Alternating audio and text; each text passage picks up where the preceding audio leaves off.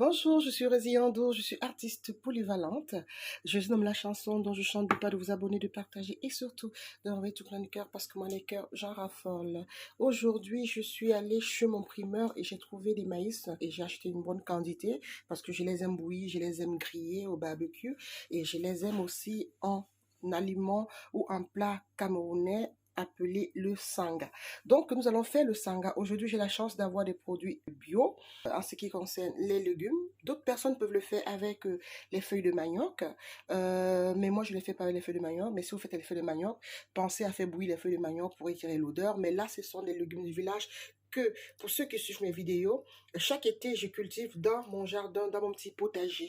Et là, nous avons dans la composition du sanga, nous avons les 3 boules, nous avons l'écorce des 3 boules, vous les connaissez, ce sont les condiments camerounais destiné à la sauce jaune, on bongo jobi, on cuit aussi, je pense. Voilà.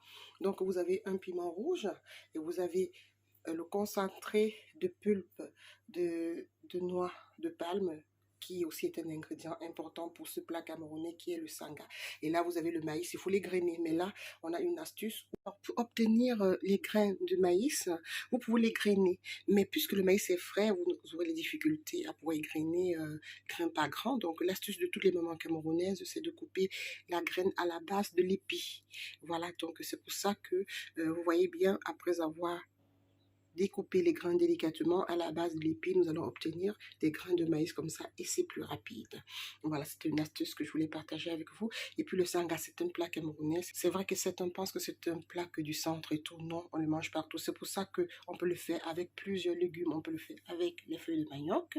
On peut le faire aussi avec les légumes du village. Je suis du littoral, donc nous, au littoral, très souvent, on le fait avec les feuilles de légumes. Donc là, vous avez mes légumes qui ont été découpés, voilà, et lavés. Voilà, il faut bien les laver. Sachez que tout ce que vous aimez, les animaux, les petites bêtes aussi aiment. Alors c'est pour ça qu'il faut vraiment les laver. Donc la quantité me suffit. Le plus important, c'est pas de faire une sauce de légumes, c'est plutôt de pouvoir agrémenter le parfum du sanga. Donc comme je disais, là nous avons les pulpes de noix de palme déjà pilées. Je ne vais pas, c'est pas la marque qui m'intéresse, c'est juste que vous saurez que ce sont des pulpes qui nous servent aussi pour les Ivoiriens à faire la sauce graine. Donc du coup, en Afrique, on aurait pilé les noix de palme et pour extraire la pulpe pour faire la sauce avec. Là, on a une facilité de les retrouver en boîte. C'est pour ça que vous les avez déjà en boîte. Et là, vous avez les légumes. Il m'en reste encore des légumes, comme quoi c'est bien de cultiver. Une fois les maïs égrenés ou alors découpés, vous les mettez tranquillement dans la marmite. Vous pouvez avoir d'autres épis si vous avez eu assez d'épis ou la quantité vous suffit. Juste comme ça, par décoration. Il y en a qui aiment bien croquer dans les épis de maïs quand ils mangent le sanga. Donc, vous pouvez mettre quelques épis comme ça. Et puis, vous avez le piment, vous avez les 3 boules, vous avez l'écorce qui est là. Et puis, vous rajoutez de l'eau et puis, vous rajouterez des légumes. Tout simplement. Voilà, vous le mettez au niveau des graines si vous voulez que ce soit épais. Alors, j'ai rajouté mes légumes déjà, voilà, donc ça recouvre toute la marmite. Je vais mettre le couvercle et puis je vais laisser bouillir. Je vais rajouter par la suite la sauce graine, voilà. Mais pour le moment, je vais laisser couvrir. Et quand ça va bouillir, je pourrai rajouter la sauce graine. Et puis après, le maïs sera déjà prêt, cuit. Le maïs sera déjà cuit, les légumes aussi cuits. La sauce graine va agrémenter. Je vais attendre une dizaine de minutes ensuite.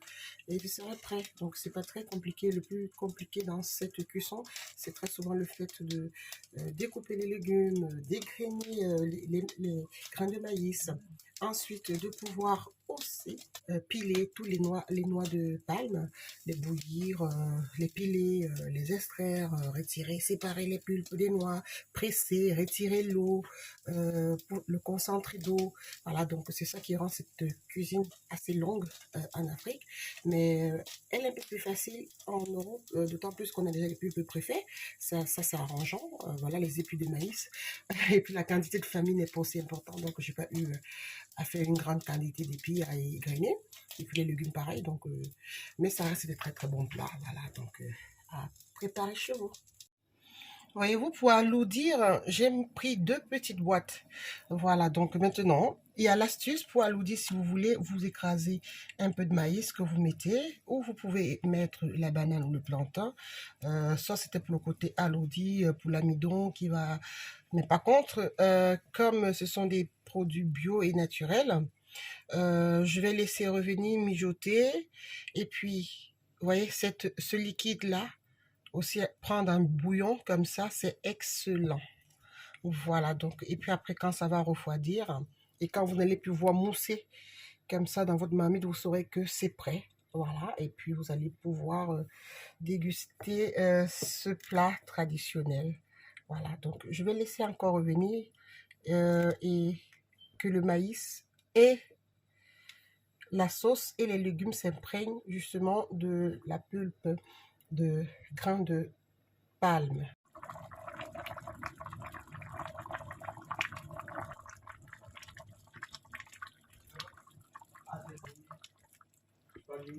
Voilà, donc mon sanga est prêt, il est juste bon à déguster et franchement, il est sucré tout simplement. Pourquoi? Parce que le maïs est frais. Alors quand le maïs n'est pas frais et qu'il est un peu vieilli, vous pouvez rajouter, quand vous prenez votre plat, 1 ou 2 morceaux de sucre selon votre convenance. Mais par contre, si vous voulez qu'il soit plus lourd, vous pouvez rajouter, comme je dis tout à l'heure, la banane mûre ou le plantain mûr, ou alors écraser le maïs, une petite quantité de maïs pour remettre dans la soupe pour qu'elle soit plus lourde. Mais ce côté aussi soupe légère comme ça, avec tous ces ingrédients naturels bons pour la santé, là nous avons des pulpes de noix de palme qui ont été extraits justement des noyaux en fait. Donc c'est la purée en fait qui a été récupérée. Donc c'est bio, c'est naturel. Donc ce sont des produits à consommer avec modération, puisque pour certaines personnes ils tolèrent mal l'huile de palme, mais l'huile de palme n'est pas mauvais pour la santé. C'est l'excès qui est nocif pour la santé, comme tout en fait. Tous les excès sont nocifs pour la santé.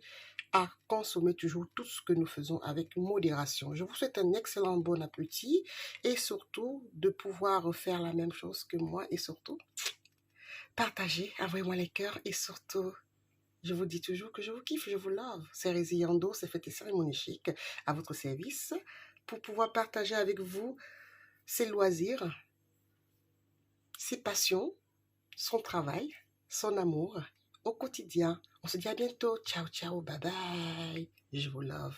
Alors, pour tous ceux qui sont végétariens, c'est un plat camerounais, franchement, qui vous permettra de vous retrouver.